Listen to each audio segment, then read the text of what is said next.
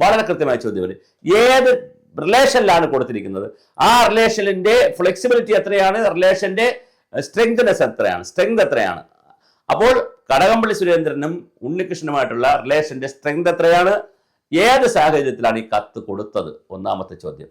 കത്ത് കൊടുത്തതിന് ശേഷം ടെലിഫോൺ ചെയ്തോ, കടകംപള്ളി സുരേന്ദ്രൻ നേരിട്ട് ടെലിഫോൺ ചെയ്തോ പത്മകുമാർ? കാരണം അവർ പാർട്ടിക്കാരാണ്, MLA മുൻ MLA ആണ് പത്മകുമാർ, ദേവസ്വം മുൻ പ്രസിഡന്റ്. അതുകൊണ്ട് നേരിട്ട് ഫോൺ ചെയ്തോ, വാട്സപ്പ് മെസ്സേജ് അയച്ചോ, അതോ PS-നെ കൊണ്ടോ APS-മാരെ കൊണ്ടോ ഗൺമാനെ കൊണ്ടോ വിളിപ്പിച്ചോ, ആരുടെയെങ്കിലും ഫോണിൽ വിളിപ്പിച്ചോ എന്നുള്ളതും വളരെ പ്രധാനമാണ്. അപ്പൊ കടകംപള്ളി സുരേന്ദ്രന്റെ ഇതുവരെയുള്ള ആക്ഷൻസിനെ ചോദ്യം ചെയ്തേ കഴിയുള്ളൂ, മൊഴിയെടുത്തേ കഴിയൂ. പക്ഷെ അതിനപ്പുറമുള്ള കാര്യങ്ങളുണ്ടെങ്കിൽ തീർച്ചയായിട്ടും അത് അറസ്റ്റിലേക്ക് പോകേണ്ടി വരും.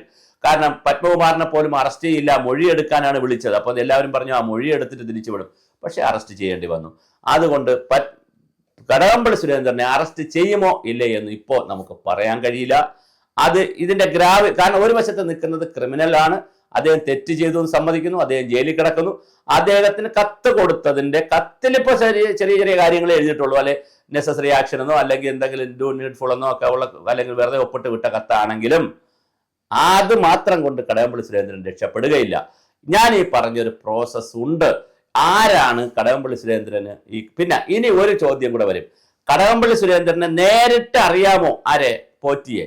ഈ കടകംപള്ളി സുരേന്ദ്രനെ ആരെങ്കിലും വിളിച്ചു പറഞ്ഞോ? അതും അടുത്ത ചോദ്യമാണ്. AK സെന്ററിൽ നിന്ന് വിളിച്ചു പറഞ്ഞോ? അങ്ങനെയാണെങ്കിൽ പിന്നെ ഗോവിന്ദമാഷിനെയും AK സെന്ററുകാരെയും ചോദ്യം ചെയ്യും.